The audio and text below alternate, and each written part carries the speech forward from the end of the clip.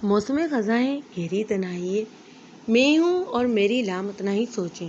ایسا لگتا ہے جیسے مجھ میں کچھ گم سا گیا ہے، یا شاید میں ہی کہیں کھو سی گئی ہوں۔ اپنا آپ کہاں تلاشوں؟ یا پھر مجھے ان گناہوں کو ڈھونڈنا چاہیے جو مجھ سے کبھی سرد ہی نہیں ہوئے، اور سزا بھی برابر کی مل رہی ہے مجھ کو، جن کی ذات سے میری ذات اور دل حتیٰ کہ روح تک مسک ہو چکی ہے۔ کبھی دل چاہتا ہے کہ میں کسی ایسی دنیا میں چلی جاؤں جہاں یہ ویرانیاں نہ ہوں، میرے کردار پر لگے سارے داغ دھل جائیں۔ کاش کہ ایسا ہو سکتا۔ اپنی سوچوں کو ڈائری کے سفید اوراق پر اتار کر وہ درخت کے ساتھ سر ٹکا کر بیٹھ گئی تھی۔ آس پاس درختوں کے زرد پتے بکھرے پڑے تھے، جنہیں ہوا کے تھپڑے ساتھ اڑائے جا رہے تھے۔ موسم میں خنکی کی وجہ سے اس کا جسم اکڑنا شروع ہو گیا تھا، ہونٹ نیلے پڑ گئے تھے، مگر اسے پرواہ ہی کب تھی بھلا۔ باہر سے زیادہ اس کے دل کا موسم اداس اور سرد تھا۔ آنکھیں موندے اور چہرے پر ازحد سنجیدگی لیے وہ شام کے اداس منظر کا ایک حصہ لگ رہی تھی۔ اپنے قریب قدموں کی آہٹ اور چھڑی کی ٹک ٹک کی آواز سن کر اس نے بند آنکھیں کھولیں۔ دادو کچھ فاصلے پر کھڑی سخت نظروں سے اسے گھور رہی تھیں۔ تمہیں کتنی آوازیں دی ہیں، سنائی دیتا ہے کہ نہیں؟ سوری دادو، مجھے سچ میں سنا ہی نہیں دیا۔ وہ اپنی ڈائری اور قلم اٹھا کر فوراً کھڑی ہوئی۔ نواز احمد کی کال آئی تھی، خالدہ اور نمیر کے ساتھ وہ آ رہا ہے۔ تم ایسا کرو کہ سامان کے ساتھ مل کر کھانا بنوا دو۔ ان کے حکم پر اس نے آہستگی سے سر ہلایا اور انہیں کی ہمراہی میں سست روی سے چلتے ہوئے لاؤنج میں آئی تھی۔ مغرب کا وقت تھا، دادو نماز پڑھنے اپنے کمرے میں چلی گئی۔ اس نے بھی وضو کیا، نماز ادا کی اور پھر رات کا کھانا تیار کرنے کے لیے کچن میں چلی آئی، جہاں گلزار بھی پہلے سے ہی کام میں مصروف تھیں۔ تقریباً 2 گھنٹے سے زائد تک لگا کر اس نے کھانا تیار کیا، پھر اپنے کمرے میں جانے لگی تو دادو کے پکارنے پر رک گئی۔ کھانا تیار ہو چکا ہے؟ انہوں نے پوچھا۔ جی، اس نے اجابت میں سر ہلایا۔ جانتی تھی ہمیشہ کی طرح آج بھی دادو وہی جملہ دہرائیں گی جو ہر بار پھو کے آنے پر دہرایا کرتی تھی۔ جب تک وہ ادھر ہے تم کم ہی اس کے سامنے جانا، بلکہ جانا ہی مت۔ جانتی ہو نا وہ تمہیں پسند نہیں کرتی۔ جانتی ہوں وہ مجھے پسند نہیں کرتی۔ اس کی آواز گلے میں ہی رند گئی۔ تمہیں دیکھ کر اس کا موڈ خراب ہوگا، پھر وہ تم پر برسے گی، بلا وجہ گھر کا ماحول خراب ہوگا۔ آپ اطمینان رکھیں دادو، میں ان کے سامنے نہیں آؤں گی۔ وہ بے مشکل بول پائی۔ دادو سر ہلا کر ٹی وی کی طرف متوجہ ہو گئی اور وہ اپنے کمرے میں چلی آئی۔ وہ رونا چاہتی تھی، شاید کہ رونے سے دل کی اذیت کچھ کم ہو، لیکن آنسو تھے کہ پلکوں پر آ کر ہی رک گئے تھے۔ اس نے وضو کیا، عشاء کی نماز پڑھی اور جب دعا کے لیے ہاتھ اٹھائے تو سارے الفاظ کہیں کھو سے گئے۔ کتنی ہی دیر وہ اسی طرح جائے نماز پر بیٹھی رہی، پھر بستر پر آ کے لیٹ گئی۔ ایک مدت سے اپنوں میں رہتے ہوئے بھی مجھے ان کی عادت نہیں ہو پائی، ہر بار میں خود کو اداس کر دیتی ہوں۔ اس نے تلخی سے سوچا۔ نیند تو آنکھوں سے کوسوں دور تھی اس کی، وجہ شاید باہر سے آنے والی آوازیں تھیں۔ بابا آ گئے تھے۔ بے اختیار اس کا دل چاہا وہ باہر جائے، ان سے ملے، ان کے گلے لگے، مگر بے بسی۔ مجھے لگتا ہے بے بس زندگی کا سب سے تکلیف دہ لمحہ ہے، یا وہ لمحہ جب دل کسی شے کی تمنا کرے اور انسان اختیارات ہونے کے باوجود بھی وہ تمنا پوری نہ کر سکے۔ کھانا کھایا گیا، باتیں ہوئیں اور بالآخر باہر گہری خاموشی چھا گئی، یعنی سب اپنے اپنے کمروں میں سونے کے لیے چلے گئے تھے، مگر وہ اسی طرح آنکھیں موندے بیڈ سے ٹیک لگائے بیٹھی رہی۔ تو کیا میرے ہونے یا نہ ہونے سے کسی کو کوئی فرق ہی نہیں پڑتا؟ میری موجودگی کسی کے لیے بھی اہم نہیں؟ میری کمی کسی کو محسوس ہی نہیں ہوتی؟ یہ چند سوالات اس نے خود سے کیے تھے، جن کا اس کے پاس جواب نہیں تھا، اور اگر تھا بھی تو صرف نفی میں۔ دادو کو لگتا تھا وہ اب نارمل ہے، یا پھر پرلے درجے کی ڈھیٹ، جس کو کسی کے برا بھلا کہنے، بےعزت کرنے اور گالیاں دینے سے تو کوئی فرق ہی نہیں پڑتا، اور یہ سچ بھی تھا، وہ نارمل نہیں تھی۔ نارمل اور ذہین لوگ کبھی خود کو اذیت نہیں دیتے، اور وہ بے وقوف ہمیشہ لوگوں کی دی گئی اذیتوں پر چپ سادھ کر خود کو تکلیف دیتی تھی۔ حسب معمول فجر کے وقت اس کی آنکھ کھلی۔ اس کی ایک اچھی عادت تھی، نماز وقت پر پابندی سے ادا کرتی تھی۔ سخت سردی میں بھی کبھی اس نے نماز قضا نہیں کی تھی۔ ابھی بھی نماز اور تھوڑی دیر قرآن پاک کی تلاوت کر کے وہ واپس کمبل میں گھس گئی۔ ارادہ کچن میں جانے کا تھا، کیونکہ رات کو بغیر کھانا کھائے سو گئی تھی، اور اب پیٹ میں چوہے دوڑ رہے تھے۔ چائے کی بھی سخت طلب تھی، لیکن جسم کو چیر دینے والی ٹھنڈک محسوس کر کے اس نے اپنا ارادہ ہی بدل دیا تھا۔ دیا، آخر کیا سوچ کر میری ماں نے میرا نام دیا رکھا؟ یا شاید مٹی کا وہ پیالہ جس میں تیل اور روئی کی بتی ڈال کر لوگ آگ جلاتے ہیں، جس کا کام جلنے کی اذیت جھیل کر دوسروں کو روشنی دیتا ہے۔ لیکن میں تو بجھتا ہوا دیا ہوں، ایک ایسا دیا جسے تیز ہوائیں بجھاتی ہی رہتی ہیں۔ کبھی لگتا ہے جسے میں دھتکارے جانے کے لیے ہی دنیا میں آئی ہوں، میرا مقصد حیات کچھ بھی نہیں۔ آخر میری ماں کا کیا قصور تھا جس کی سزا اس کی بے گناہ بیٹی کو مل رہی ہے؟ تنہائی اور اس کی لامحدود سوچیں اور خود سے سوالات جن کا جواب نہیں تھا اس کے پاس۔ ایک بار ناسمجھی کی عمر میں یہی سوال اس نے بابا کے سامنے بھی دہرانے کی غلطی کی تھی، جب پھپھو نے دادو سے حقارت سے کہا تھا، آپ کب اس لڑکی کی حمایت کرنا بند کریں گی؟ اس کو سینے سے لگانا چھوڑیں گی؟ یہ بھی اسی گندے خون کی نسل ہے جس نے ہمیں ذلیل کرنے میں کوئی کسر نہیں چھوڑی، اور یہ بھی ذلیل ہی کرے گی۔ اس نے منون ساری بات نواز احمد کے گوشے گزار کر دی۔ بتائیے نا بابا، میری ماں نے آخر ایسا کیا کیا تھا جس کے مجھے ہر وقت تانے ملتے؟ گھر میں دادو کے علاوہ کوئی مجھ سے بات بھی نہیں کرتا، اور نہ ہی پیار، جیسے کہ میں کوئی اچھوت ہوں۔ آخر کیوں؟ وہ سامنے کھڑی اپنے باپ کا ضبط آزما رہی تھی، جس کا جواب اسے تھپڑ کی صورت ملا۔ اس کے بعد دوبارہ دیا نے ایسی غلطی نہیں کی، لیکن ماضی جاننے کا تجسس دن بہ دن بڑھتا ہی چلا گیا تھا اس کا۔ آخر ماں نے ایسا کیا کیا تھا جس کے جانے کے بعد اس کے نام کا تانا میری ذات پر داغ کی صورت چپک کر ہی رہ گیا ہے، جو مٹ ہی نہیں رہا؟ سوچو کہ الجھتی ہوئی ڈور کہاں سے کہاں تک پہنچ گئی تھی، جس کو سلجھانے کا سرا ہاتھ ہی نہیں آ رہا تھا۔ وہ گہری سانس خارج کرتے اٹھی اور شانوں کے گرد شال لپیٹتی کچن میں آ گئی۔ تقریباً آدھے پونے گھنٹے بعد وہ ناشتہ کر کے کچن کے لیے روانہ ہو چکی تھی۔ دل تو چاہ رہا تھا کہ بابا سے مل کر کالج جائے، مگر پھر وہی بے بسی اور مجبوری جو ازل سے اس کے راستے میں حائل تھی۔ آج موسم بھیگا ہوا تھا، بارش کی ننھی ننھی بوندیں گر رہی تھیں، ساتھ ہی خنک ہوا کے تھپیڑے بھی اس کے جسم سے ٹکراتے تو سردی کی ایک لہر پورے جسم میں سرایت کر جاتی۔ بس اسٹاپ بھی سنسان پڑا ہوا تھا، بس کے آنے میں بھی وقت درکار تھا۔ وہ دونوں ہاتھوں کو آپس میں مسلتے ہوئے بنچ پر بیٹھ گئی۔ تھوڑی دیر میں وہاں اکا دکا اور بھی طلبہ نظر آنے لگے تھے۔ کافی دیر انتظار کے بعد بس آئی۔ بس میں سوار ہوتے ہی اس کی نظر وہ ایک چہرہ تلاشنے لگی جو پچھلے ایک ہفتے سے غائب تھا۔ اسے دیکھتے ہی اس کی آنکھوں میں روشنیاں بھر گئیں، آس پاس بہاریں اتر آئی تھیں۔ مسکراہٹ نے تو خود بخود ہی ہونٹوں کا احاطہ کیا تھا۔ ہمیشہ کی طرح وہ آنکھوں پر نظروں کا چشمہ لگائے کتاب پڑھنے میں مصروف تھا۔ چہرے پر ہلکی سی داڑھی، گندمی رنگت اور عام سے نقوش کا مالک وہ لڑکا شاید ہی کسی کی محبت ٹھہرتا، لیکن نہ جانے اس کے ساتھ میں کیا کشش تھی دیا کو اپنی جانب کھینچتی تھی۔ دیا ابھی تک سو رہی ہے؟ ناشتے کی میز پر سب کی موجودگی میں نمیر نے بریڈ کو جیم لگاتے ہوئے پوچھا۔ وہ کالج چلی گئی ہے، نصرت بیگم نے جواب دیا۔ نواز احمد اور گل خاموشی سے ناشتہ کرنے میں مصروف تھے۔ کیا کالج چلی گئی؟ ماموں جان، آپ کی بیٹی اپنوں سے ملنا بھی پسند نہیں کرتی۔ رات ہماری آمد سے پہلے جا کر سو گئی اور صبح اٹھنے سے پہلے ہی رفو چکر۔ انسان تھوڑا سا تو انتظار کر ہی لیتا ہے۔ وہ نواز احمد سے مخاطب ہو کر ناراضگی سے بولا تھا۔ یوں تو نہ کہو کہ وہ ملنا پسند نہیں کرتی، بلکہ اپنے اس سے ملنا نہیں چاہتے۔ اب وہ بار بار ذلیل ہونے سے تو رہی، اور میں نے خود ہی اسے منع کیا تھا کہ جب تک تم لوگ یہاں ہو اپنے کمرے تک ہی محدود رہے۔ نصرت بیگم کی کڑوی لیکن سچی بات نواز کو سخت ناگوار گزری تھی۔ آپ بھول گئیں کس طرح اس کی ماں نے میرا گھر اجاڑا تھا، مجھ سے میرا صاحبان۔ خدا کے لیے ممی، نمیر نے اس کی بات کاٹی، جو ہوا سو ہوا، ماضی کی باتیں دہرانے سے صرف دلوں کے رنج ہی بڑھتے ہیں۔ آپ وہ سب بھول جائیں، اور دیا کا اس سب میں کوئی قصور نہیں ہے۔ قصور ہے، وہ اسی گندی نسل کا خون ہے۔ ماں کے خون کی تاثیر کہیں نہ کہیں بیٹی میں موجود ہوگی، وہ تڑک کر بولی۔ وہ نواز احمد کا بھی خون ہے اور ہم سب کا بھی۔ تم کیوں اس کی طرف داری کر رہی ہو؟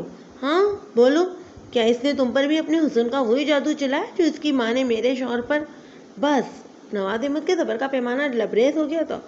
انہوں نے ہاتھ اٹھا کر ناز کو مزید کچھ کہنے سے روکا۔ میرے سامنے اس ٹاپک کو مت چھیڑا کرو، گندی نسل، گندا خون۔ ایسا کرو تم اس کا گلا گھونٹ دو تاکہ مر جائے اور یہ سب ڈرامہ ختم ہو۔ وہ غصے سے کہتے ہوئے جھٹکے سے کرسی سے اٹھے تھے اور لمبے لمبے ڈھنگ بھرتے اپنے کمرے میں چلے گئے۔ کیا ضرورت تھی سب اس کے سامنے پرانی باتیں چھیڑنے کی؟ نصرت بیگم نے کہا۔ میرے بیٹے کو اس برسات سے ہمدردی کا بخار تو چڑھ گیا ہے، وہ امیر کی طرف دیکھ کر دانت پیستے ہوئے بولی۔ تعلیم اور شعور ہونے کے باوجود جاہلت کی باتیں، ماں کی سزا بیٹی کو، باپ کی سزا بیٹی کو، بھائی کی سزا بیٹی کو۔ ایسا کرے بیٹی کے بیٹا ہوتے ہی اسے دفنا دیا کرے زندہ۔ وہ بھی جو ہے غصے سے بڑبڑاتا ہوا وہاں سے ہٹ گیا تھا۔ اپنے ڈپارٹمنٹ کی طرف جاتے ہوئے اچانک سے وہ اسے نظر آیا، قدم خود بخود ہی اس کی جانب اٹھنے لگے۔ سنیے، اسے پکار کر کئی طرح کے خدشات سر اٹھانے لگے تھے۔ یہ تم کیا کر رہی ہو دیا؟ تمہارے کردار پر تمہارے ماں کے ماضی کا لگا دھبا نہیں مٹ رہا اور تم پلٹ جاؤ اس سے پہلے کہ کئی طرح کی ذلتیں تمہارا مقدر بن جائیں۔ کہیں اندر سے آواز آئی۔ جی کہیے۔ وہ کتاب ہاتھ میں لیے سوالیہ نظروں سے اس کی طرف دیکھ رہا تھا۔ کچھ نہیں سوری، وہ اٹک ٹک کر بولتے ہی واپس پلٹ گئی۔ پہلی ملاقات، دوسری اور تیسری، پھر کئی ملاقاتیں، رابطے بڑھتے بڑھتے شدتیں اختیار کریں گے اور شدتیں انسان کو خوار کر دیتی ہیں۔ تمہارے خواری کے لیے اتنا ہی کافی ہے کہ تم ستارہ کی بیٹی ہو۔ دماغ سے آواز آئی۔ وہ اسے موجودہ حالات کے پیش نظر آنے والے خطرے کے لیے چوکنا کر رہا تھا اور دل اسے برائی پر اکسا رہا تھا۔ تمہاری بے قرار زندگی میں ایک ہی تو قرار کا لمحہ ہے، اس سے محبت کا۔ شاید یہ لمحہ تمہاری پوری زندگی بن جائے۔ محبت سے دستبردار نہیں ہوتے، باقی ملنا نہ ملنا تو مقدر کا خیال ہے۔ دل و دماغ کی اس جنگ میں وہ بری طرح سے پس رہی تھی۔ اس نے زور سے اپنی دکھتی کنپٹی کو سلایا اور آنکھوں میں نمی کو صاف کرتے ہوئے ڈپارٹمنٹ کی طرف بڑھ گئی۔ وہ کالج سے لوٹی تو بارش کے ننھی قطرے تیز بارش میں تبدیل ہو چکے تھے۔ بس اسٹاپ سے گھر تک پہنچنے تک وہ مکمل بھیگ گئی تھی۔ جلدی سے اپنے کمرے میں آ کر یونیفارم تبدیل کیا اور دادو کے کمرے میں چلی گئی۔ السلام علیکم، اس نے سلام کیا۔ وعلیکم السلام، آ گئی؟ کھانا کھایا تم نے؟ وہ بیڈ پر دراز ٹانگوں پر کمبل اوڑھے تصویر کے دانوں کو گھماتے ہوئے کچھ پڑھنے میں مشغول تھی۔ ہیٹر آن ہونے کی وجہ سے کمرہ گرم تھا۔ باہر کی ٹھنڈک سے آ کر اسے یہاں کافی سکون محسوس ہوا تھا۔ وہ بیڈ کے پائنتے پر ہی ٹک گئی۔ ابھی کھانا تو نہیں کھایا؟ کیا بابا جو ہے واپس چلے گئے؟ نہیں، اپنے کمرے میں ہیں شاید۔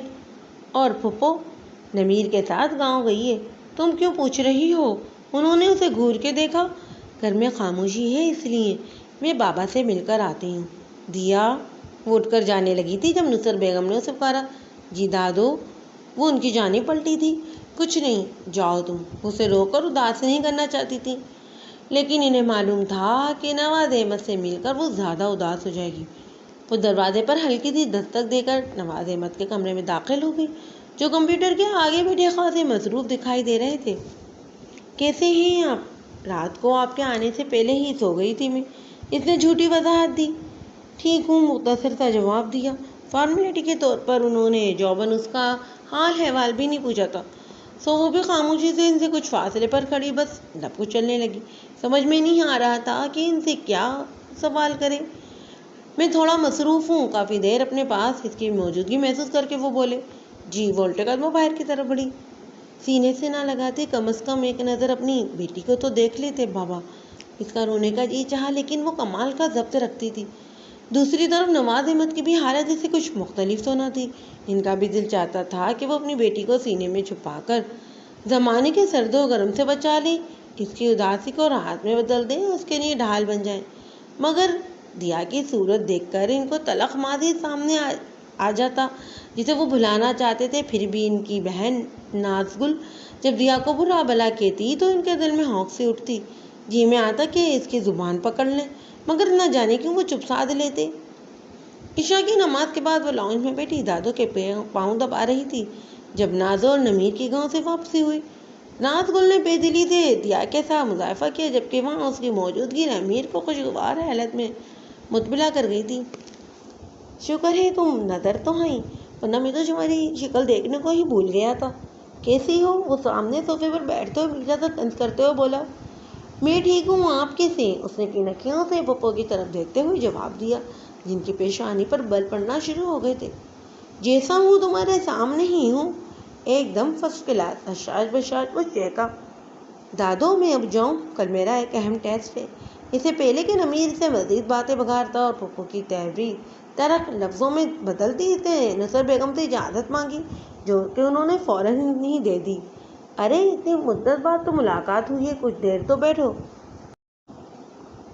نمیر بھائی مجھے ٹیسٹ کی تیاری کرنی ہے، وہ آیتکی سے کہتے ہوئے وہاں سے ہٹ گئی۔ تم جان بوجھ کر مجھے چڑھانے کے لیے ایسا کر رہے ہو نا؟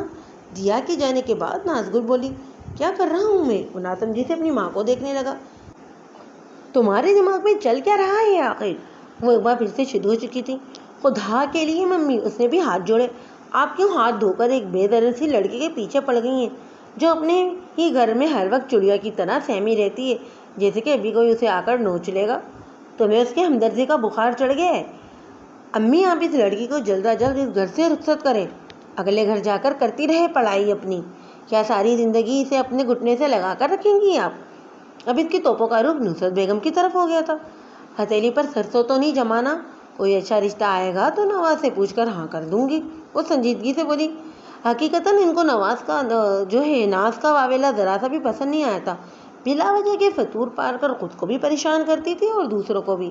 تو ٹھیک ہے، جب تک دیا اس گھر میں موجود ہے میں یہاں نہیں آؤں گی۔ اس کے لہجے میں بھی ضد کا عنصر شامل تھا۔ وہ بھی اس گھر سے کہیں نہیں جائے گی ممی، آپ اپنی ضد کو چھوڑ دیجیے۔ تو کیا ساری زندگی ہم پر مسلط رہے گی؟ بتاؤ۔ یہ جو تم اس کی حد سے زیادہ طرفداری کر رہے ہو نا، سب سمجھتی ہوں میں۔ اپنے ذہن سے ایسی تمام سوچیں نکال دو ورنہ اچھا نہیں ہوگا۔ انگلی سے دماغ کی طرف اشارہ کرتے ہوئے دھمکی آمیز لہجے میں بولی تھی۔ اگر آپ کو میرے ذہن تک رسائی حاصل ہے تو میری سوچیں بھی بتا دیں پھر۔ سب جانتی ہوں میں، تم اس سے شادی کر کے اسے میرے سر پر لا کر بیٹھانا چاہتے ہو۔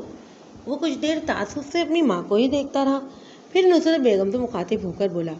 پتہ ہے نانو، ان کی یہی منفی سوچ مجھے نافرمانی اور ضد پر اکساتی ہے۔ پہلے میں نے ایسا کبھی نہیں سوچا تھا، لیکن اب کیا کرو گے؟ اسے شادی کرو گے؟ میرے جیتے جی یہ تو ناممکن ہے، اس کی بات کاٹتے ہوئے مسکرانا لہجے میں بولی تھی۔ ہاں، اسے شادی کروں گا اور آپ کے جیتے جی ہی، آپ کی آنکھوں کے سامنے۔ اس نے بھی غصے سے بھرے ہوئے لہجے میں چبا چبا کر کہا۔ یہی سننا چاہتی تھی نا آپ؟ سن لیا آپ نے؟ اس کے بعد وہ روحانی رکا تھا، غصے میں تیز تیز قدم اٹھاتے ہوئے اپنے کمرے میں ہی چلا گیا۔ پیچھے نازگل سینے پر دو ہتھیڑ مار کر رونے لگی تھی۔ اس کا دماغ خراب ہو چکا ہے۔ اس بذات کے بہانے میرے بھائی کا گھر اجاڑا، اس کی زندگی اجاڑ دی، اور اب یہ میرے بیٹے کو برباد کرے گی۔ میں اپنے بیٹے کو برباد نہیں ہونے دوں گی۔ کیا ہے، کیوں اس قدر شور مچا رکھا ہے؟ شور شرابے کی آواز سن کر نواز احمد بھی کمرے سے نکل آئے تھے۔ دونوں ماں بیٹے کسی بات پر بحث کرتے جھگڑنے لگے۔ تم جاؤ آرام کرو، نصرت بیگم نے بات سنبھالنے کی کوشش کی، ورنہ ناز ایک نیا ڈرامہ شروع کر دیتی۔ وہ ان پر ایک بیدار سی نظر ڈال کر گہری سانس خارج کرتے واپس اپنے کمرے میں چلے گئے۔ آپ نے کیوں نواز بھائی سے یہ بات چھپائی؟ اسے بھی تو پتہ چلے اس کی بیٹی کیا گل کھلا رہی ہے۔ ناز کی آؤ بکا ابھی بھی جاری تھی۔ چپ ہو جاؤ ناز، خدا کے لیے چپ ہو جاؤ۔ نصرت بیگم نے اس کے آگے ہاتھ جوڑے، وہ بھی تھک گئی تھی اس کی بلا وجہ کی تکرار سن کر۔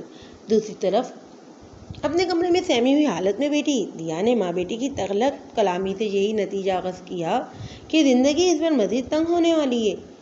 نمیر بھائی، آپ کی ہمدردی مجھے بہت مہنگی پڑے گی۔ خدا را مجھ سے ہمدردی مت کریں، یہ ہمدردی مجھ پر درد بن کر برسے گی۔ سختی سے آنکھیں میچ کر وہ دل میں نمیر سے مخاطب ہوئی تھی۔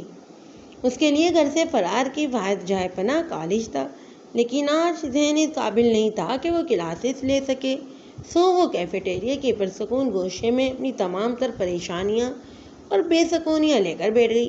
وہ فرار چاہتی تھی اپنے گھر سے، اس کے مکینوں سے اور شاید خود سے بھی۔ دیا، وہ میز پر ہاتھ رکھے اپنے دونوں بازوؤں پر سر ٹکائے گہری سوچوں میں گم تھی، جب مردانہ آواز پر چوکر سیدھی ہوئی۔ بالکل سامنے ہی تو دریاب آفندی کھڑا تھا۔ آپ کافی دیر سے یہاں بیٹھی ہیں، آج کلاس لینے کا موڈ نہیں ہے کیا؟ اس کو حیرت زدہ سا اپنی طرف دیکھ کر وہ نرمی سے بولا۔ بس ایسے ہی دل نہیں چاہ رہا، دیا نے بھی آہستگی سے جواب دیا۔ وہ تو ابھی تک حیران تھی کہ جس شخص نے کئی بار بات کرنے کی کوشش کے باوجود بھی اس سے بات نہیں کر پائی تھی، وہ آج خود ہی اس سے مخاطب ہے۔ کوئی پریشانی ہے؟ نہ جانے کیوں اس سے ہمدردی سی ہو رہی تھی۔ اس نے نفی میں سر ہلایا۔ میں نے اکثر آپ کو اداس دیکھا ہے، نہ ہنستی ہیں نہ مسکراتی ہیں، نہ کسی سے کوئی بات چیت، بلکہ ہر وقت کھوئی کھوئی سی رہتی ہیں۔ آپ کی ہم عمر لڑکیاں اس قدر تنہائی پسند تو نہیں ہوتی۔ اپنے اسکول سے باہر آئیں، لوگوں سے ملیں، ان سے بات کریں، شاید کہ آپ کے اندر مثبت تبدیلیاں پیدا ہوں۔ آپ بھی تو تنہا رہتے ہیں، اپنی ذات میں گم، نہ کسی سے بات کرتے ہیں اور نہ ہی دوستی۔ وہ جوبن بولی۔ میں؟ وہ ہنسا۔ مجھے تنہائی میں سکون ملتا ہے۔ ان کی گفتگو طول پکڑتی جا رہی تھی۔ ہو سکتا ہے کہ آپ کی طرح مجھے بھی تنہائی سکون دیتی ہو۔ آپ کی آنکھیں تو کچھ اور ظاہر کرتی ہیں۔ آپ نے کب دیکھا میری آنکھوں میں؟ وہ اس کے سوال پر خاموش سا ہو گیا۔ وہ کون سا لمحہ تھا جب اس کی آنکھوں میں اس نے نہیں دیکھا تھا؟ وہ کہنا چاہتا تھا مگر کہہ نہیں پایا۔ یوں ہی خاموش نظروں سے اسے دیکھتے ہوئے واپس پلٹ گیا جب تک کہ وہ نظروں سے اوجھل نہیں ہوئی۔ دیا اسے تکتی رہی۔ تو کیا وہ بھی مجھ میں دلچسپی رکھتا ہے؟ اس نئے خیال سے کچھ دیر پہلے کی اداسی ختم ہو گئی تھی۔ یہ محبت کی طرف پہلا قدم تھا جو راب نے خود اس کی طرف بڑھایا تھا۔ جب تک پھپھو ادھر تھی اسے جیسے یہ دن ان کی نظروں سے اوجھل رہ کر ہی گزارنے تھے۔ پھپھو کے سامنے آنے کا سوچ کر ہی اس کو گھبراہٹ ہو جاتی تھی۔ نہ جانے کیوں وہ اس قدر کمزور دل کی مالک تھی۔ شام سے رات ہوئی مگر وہ بھوک سے نڈال اپنے کمرے میں دبکی رہی اور نہ ہی کسی دوسرے کو خیال آیا کہ اس کا کھانا کم سے کم کمرے میں ہی بھیج دے۔ رات گئی جب سب اپنے اپنے کمروں میں چلے گئے تو وہ دھپے قدموں کچن میں چلی آئی۔ ہاٹ پاٹ میں سے روٹیاں موجود تھیں اور سدے شکر کے بچا ہوا سالن بھی فریج میں پڑا ہوا تھا۔ سو جلدی سے سالن گرم کر کے وہ ادھر ہی کھڑے ہو کر کھانا کھانے لگی۔ سوئی نہیں ابھی تک۔ وہ ارد گرد سے بیگانہ کھانا کھانے میں مصروف تھی جب اچانک نمیر کی آمد پر وہ اچھل پڑی۔ وہ پانی کا جگ لیے کچن کے دروازے پر کھڑا تھا۔ مجھے بھوک محسوس ہو رہی تھی تو اس نے ہکلاتے جواب دیا۔ ڈرپوک، وہ ہنسا، مذاق خیز ہنسی۔ کیوں ڈرتی ہو تم؟ تم نے تو کوئی قصور یا گناہ نہیں کیا، تو بتاؤ۔ تم جانتی ہو تمہارا یہ ڈرنا، تمہارا کترانا تمہارے لیے ہی مشکلات پیدا کر رہا ہے۔ ڈٹ کر رہو، خود کو مضبوط کرو اور اپنا سہارا بنو۔ یہاں تمہارا کوئی بھی ہمدرد نہیں ہے، ماموں بھی نہیں۔ تمہیں اپنی رائے خود ہی بنانی ہے۔ سمجھ رہی ہو نا میں کیا کہنا چاہ رہا ہوں؟ وہ نرمی سے اسے سمجھانے لگا لیکن وہ اس وقت اس کی یہاں موجودگی سے ہراساں ہو رہی تھی۔ خدا رہا میں آپ کے آگے ہاتھ جوڑتی ہوں، میرا باپ اگر میرا ہمدرد نہیں ہے تو مجھے کسی بھی دوسرے کی ہمدردی نہیں چاہیے جو مزید میرے لیے رسوائی کا سبب بنے۔ مزید ذلت کا بوجھ نہیں اٹھا سکتی میں، اسی لیے اب میں تمہارا ساتھ دینا چاہتا ہوں سیا، زندگی بھر کے لیے تمہارا صاحبان بننا چاہتا ہوں۔ ضمیر نے آگے بڑھ کر اس کے ہاتھ تھام لیے۔ وہ سنجیدہ تھا، ازحد سنجیدہ۔ مجھے آپ کا ساتھ نہیں چاہیے۔ اس نے جھٹکے سے اپنے ہاتھ چھڑوائے۔ آپ مجھ سے اور میرے معاملات سے دور رہیں، وہ دبی دبی آواز میں چیخی تھی۔ میں جانتا ہوں دیا، ممی کا رویہ تمہارے ساتھ بہت برا ہے اور زیادہ دیر تک وہ تمہیں یہاں برداشت بھی نہیں کریں گی، کسی غیر کے پلے باندھ کر یہاں سے رخصت کروا دیں گی۔ اسی لیے تمہیں مجھ پر یقین کرنا ہوگا۔ میں تو تمہارا اپنا ہوں اور آج کے دور میں ہی جی رہا ہوں، زمانہ جاہلیت میں نہیں۔ جو کل کسی بھی بات کا قصوروار تمہیں ٹھہراؤں گا، مجھ پر یقین کرو۔ ہو سکتا ہے کہ میں تمہیں اس دلدل سے نکال لوں۔ آپ مجھے اس دلدل سے کیسے نکالیں گے؟ آپ تو خود اس دلدل کے مکین ہیں۔ میں دیا ہوں کوئی عام لڑکی نہیں جو کسی بھی مرد کی جھوٹی باتوں میں آ جائے گی۔ وہ خود میں ہمت جمع کرتے ہوئے سختی سے بولی۔ تم عام لڑکی نہیں ہو، اسی وجہ سے تو اپنانا چاہتا ہوں، اپنا نام دینا چاہتا ہوں۔ اگر کوئی عام لڑکی ہوتی تو میری ایک نظر پر میرے کمرے میں موجود ہوتی۔ اس سے پہلے کہ یہاں کوئی آ جائے آپ میرے راستے سے ہٹ جائیے۔ وہ کہتے ہوئے اس کی سائڈ سے نکلنے لگی تھی جب دروازے پر کھڑی ناز کو دیکھ کر دہشت ناک انداز میں اس کے قدم ہی جم گئے۔ خوف سے آنکھیں اس کی پھٹی کی پھٹی رہ گئیں۔ اب کیا ہونے والا تھا؟ بس یہ سوچ کر ہی دیا کی سانس سینے میں اٹکنے لگی۔ یہ کیا ہو رہا ہے؟ ان دونوں کو ایک ساتھ دیکھ کر اس کے تن بدن میں تو آگ ہی لگ گئی تھی۔ آخر وہی ہوا جس کا مجھے ہمیشہ سے ڈر تھا۔ بغیر وجہ کے کسی کے ساتھ ہمدردیاں نہیں کی جاتی، اور تو کم بخت آخر ثابت کر ہی دیا کہ تو ایک بد کردار ماں کی بد کردار بیٹی ہے۔ دیا نقی بھی سر ہلا کر اس کا دل کسی تنکے کی مانند لرزا تھا۔ بلند آواز میں نصرت بیگم اور نواز احمد کو پکارتے ہوئے دیا کو بازو سے پکڑ کر گھسیٹتے ہوئے لاؤنج میں لے آئی تھی۔ پھپھو میں بے قصور ہوں، میرا کوئی قصور نہیں، وہ کہتی ہی رہی لیکن اس کی آواز ناز کی چیخوں میں ہی دب کر رہ گئی تھی۔ ممی دیا کو چھوڑ دیں، آپ جو سمجھ رہی ہیں ویسا کچھ بھی نہیں ہے۔ وہ اسے اپنی ماں کی چنگل سے چھڑا کر زور سے چیخا تھا۔ غصے کی وجہ سے اس کے دماغ کی ساری رگیں تن گئی تھیں۔ یہ کیا ڈرامہ لگا رکھا ہے تم لوگوں نے؟ باہر آ کر نواز احمد نے بھی غصے سے پوچھا۔ ماموں جان، نانو جان، ممی کو غلط فہمی ہو گئی ہے، میں کچن میں پانی لینے آیا تھا، مجھے معلوم، ہاں، اور مدد کے لیے یہ کمبخت بھی موجود تھی۔ نواز، اپنی بیٹی کو سنبھالو اور میری باتوں کا میری ماں اور تمہیں دونوں کو برا تو لگتا ہے، لیکن یاد رکھنا کہ تمہارا منہ کالا کروائے گی۔ پوچھو اپنی بیٹی سے وہ رات کے اس وقت نمیر کے ساتھ کچن میں کیا کر رہی تھی۔ وہ نمیر کی بات کاٹتے تلک کر بولی تھی، میں نے صبح سے کچھ بھی نہیں کھایا تھا، بہت زیادہ بھوک لگی تھی، اسی وجہ سے کچن میں۔ دادو آپ چل کر دیکھیں، ابھی تک گندے برتن بھی وہیں پڑے ہوئے ہیں۔ وہ کلاتے ہوئے اپنے حق میں صفائی دے رہی تھی جب ناز نے کھینچ کے اس کے منہ پر تماچا مارا تھا۔ جھوٹ بول رہی ہے یہ لڑکی، پھپھو میں جھوٹ نہیں بول رہی۔ بابا دادو مجھ سے آپ قسم لے لیں، میں جھوٹ نہیں بول رہی۔ وہ باری باری سب کو پتھرائی ہوئی نظروں سے دیکھتے ہوئے نبی میں سر ہلا رہی تھی۔ میں نے اپنی آنکھوں سے دیکھا ہے اسے نمیر کے ساتھ، دونوں ایک دوسرے کے بےحد نزدیک کھڑے پیار کی پتنگیں بڑھا رہے تھے۔ خدا کا خوف کریں ممی، آپ کیوں بہتان باندھ رہی ہیں؟ امیر نے دکھ سے کہا۔ دیا نواز من نے اس قدر بلند آواز سے پکارا کہ وہ کانپ کر ہی لگی۔ کیوں میری جان لینے پر تلی ہے تو؟ ان کی آنکھوں میں بے یقینی تھی۔ خدا کی قسم بابا، میرا نمیر بھائی سے کوئی تعلق نہیں، میں تجھے جان سے مار دوں گا۔ وہ سخت تیور لیے دیا کی طرف بڑھے۔ جب نمیر ان کے سامنے آ گیا، اسے کچھ مت کہیں ماموں، وہ بے قصور ہے، تم ہٹ جاؤ میرے سامنے سے۔ انہوں نے دھکا دے کر نمیر کو ایک طرف کیا اور آگے بڑھ کر اسے 2-3 تھپڑ جڑ دیے، ساتھ ہی دونوں ہاتھوں سے دیا کا گلا بھی دبانے لگے۔ وہ ستارہ تھی جس نے ہماری عزت مٹی کر دی تھی، لیکن اس بار ایسا کچھ ہونے سے پہلے میں خود اپنے ہاتھوں سے تجھے دفنا کر تیری قبر پر مٹی ڈالوں گا، پر اپنی عزت خاک نہیں ہونے دوں گا۔ ان کی آنکھوں میں خون اتر آیا تھا۔ مر جائے گی نواز، چھوڑ دو اسے۔ نصرت بیگم اور نمیر دونوں نے مل کر نواز احمد کو قابو کیا۔ جب ناز کی نکھیوں سے سارا تماشا دیکھتی رہی، اپنی گردن پکڑ کر کھانستے ہوئے وہ فرش پر بیٹھ گئی تھی۔ بھاری مردانہ ہاتھ کے تھپڑ کھا کر چہرہ سرخ انگارہ کی طرح دیکھ رہا تھا۔ اللہ آپ تو سب جانتے ہیں نا، اس نے گردن سے لاہتے ہوئے دل میں اللہ کو پکارا۔ آنکھوں میں آنسو کا سیلاب امڑ آیا تھا جو بہتا ہی جا رہا تھا۔ آخر میرے ساتھ ہی ایسا کیوں؟ یہ تکلیفیں، یہ آزمائشیں میرے حصے میں ہی کیوں؟ میرا کیا قصور ہے؟ کبھی کبھی لگتا ہے انسان جس چیز کی چاہت رکھتا ہے اسے اسی سے آزمایا جاتا ہے۔ میں نے عزت کی چاہ کی، مجھے ذلت سے آزمایا گیا، محبت کی چاہ کی، نفرت سے آزمایا گیا، اور راحت کی تمنا میں اذیت سے آزمائی جا رہی ہوں۔ نہ جانے اور کتنی اذیتیں جھیلنا بھی باقی ہیں۔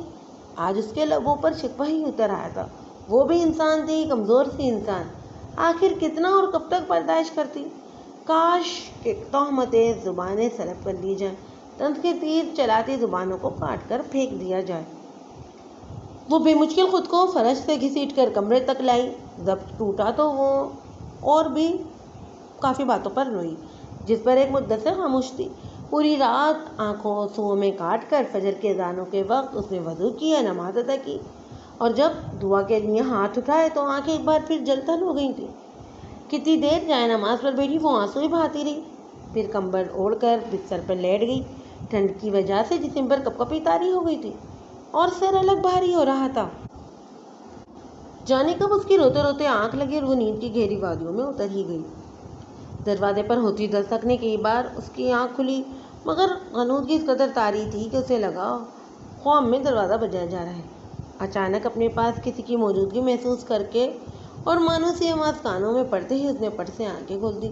دادو بستر کے قریب کھڑی نرمی سے اس کا نام پکار رہی تھی۔ وہ فوراً اٹھی اور دادو سے لپٹ گئی۔ دادو آپ تو اعتبار کرتی ہیں نا، آپ کو تو یقین ہے نا کہ آپ کی دیا ایسی نہیں ہے؟ وہ ان کی آغوش میں منہ چھپائے پوچھ رہی تھی۔ جن بیٹیوں کی مائیں ان کا احساس نہیں کرتی تو دنیا بھی ان کا احساس نہیں کرتی۔ ستارہ بہت ہی اچھی تھی، بہت اچھی، لیکن بہک گئی تھی۔ عورت بہک بھی جائے تو کوئی بات نہیں، لیکن ماں کو نہیں بہکنا چاہیے، وہ بھی ایک بیٹی کی ماں کو۔ وہ خود تو مر گئی لیکن اپنی تمام تر ذلت تیری جھولی میں ڈال گئی دیا۔ وہ اسے اپنے سینے میں بھینچے بس روئے ہی چلی گئی۔ دیا کی آنکھیں بھی نم ہونے لگی تھی۔ مجھے معاف کر دینا، میں تمہارے لیے کچھ نہیں کر سکتی، اپنی بیٹی کے عتاب سے بچا بھی نہیں سکتی، بس اتنا کہوں گی کہ تم یہاں سے چلی جاؤ، اپنے ماموں کے گھر چلی جاؤ۔ وہ اس کا چہرہ جھریوں بھرے ہاتھوں میں تھام کر بولی تھی۔ ماموں کے گھر؟ ہاں، میں نے اسے کال کی تھی، وہ آتا ہی ہوگا، تم بس اپنی تیاری کر لو، وہ سب تمہارے اپنے ہیں، تمہارا بہت خیال رکھیں گے۔ وہ پیار سے اس کو سمجھانے لگی۔ آپ سب بھی تو میرے اپنے ہیں دادو، مگر میری بات مان لو دیا، بحث مت کرو تم مجھ سے۔ دادو میں آپ کو بہت یاد کروں گی، وہ بڑھائے ہوئے لہجے میں کہتی ایک بار پھر ان سے لپٹ گئی۔ تم بھی مجھے بہت یاد آؤ گی، تم ستارہ کی بیٹی صحیح، لیکن ماں بن کر میں نے پالا ہے، اپنی ممتا تم پر نچاور کی ہے۔ اب بتاؤ کس طرح تمہیں مار کھاتا دیکھوں؟ تمہارے اندر کی ٹوٹ پھوٹ سے بھی واقف ہوں میں، لیکن کچھ بھی نہیں کر سکتی۔ اچھا ہے تم میری نظروں سے دور رہو۔ نظروں سے دور؟ اذیت میں تو رہو گی، دل کو تکلیف تو نہیں ہوگی جو اپنے سامنے دیکھ کر تمہیں روتے ہوئے دیکھ کر ہوتی ہے۔